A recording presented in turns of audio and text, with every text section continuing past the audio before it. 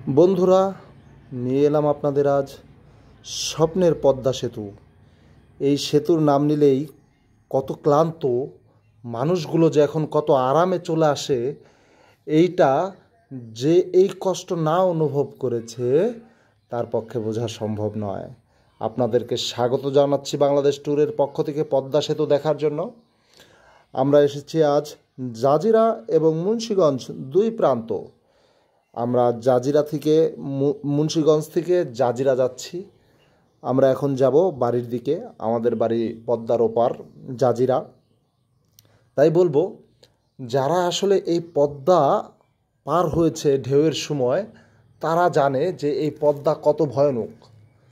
তারা জানে যারা এই পদ্মায় 4 ঘন্টা 5 ঘন্টা 6 ঘন্টা ওয়েট করতো ফেরির জন্য, তখন তারা বুঝতো যে এই পদ্মা কতটা কষ্টকর।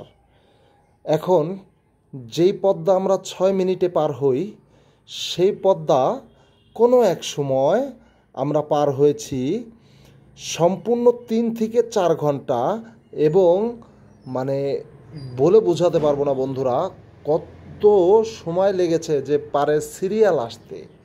তাই বলবো বন্ধুরা, সেই স্বপ্নের পদ্মা সেতু আপনাদেরকে দেখাচ্ছি মনে অনেক আনন্দ নিয়ে। কেন গাড়িতে করে যাচ্ছি, মাত্র 6 মিনিটে পার হচ্ছি। যারা না যাচ্ছেন তারা বুঝবেন না। আমরা যাচ্ছি আল্লাহর রহমতে। গত জুলাইয়ের 7 তারিখে আমাদের পদ্মা সেতুটি উদ্বোধন হয়। উদ্বোধনের পরে আমরা খুব সুন্দর যাতায়াত করতে পারছি।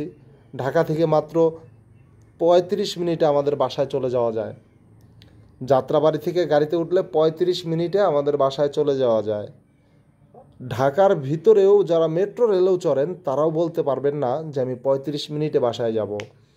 কিন্তু ঢাকা গুলিস্তান কিংবা যাত্রাবাড়ি থেকে যদি ফ্লাইওভারে উঠি আমি, ঠিক আমার বাসায় যেতে 30 মিনিট সময় লাগবে।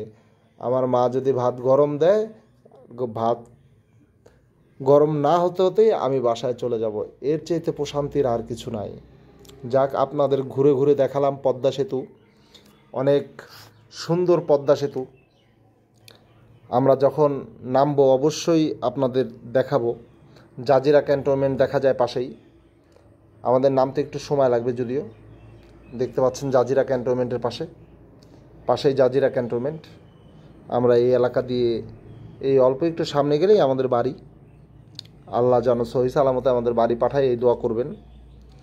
বাংলাদেশ ট্যুর চ্যানেলটি এখনও যারা সাবস্ক্রাইব করেননি অবশ্যই করে নেবেন।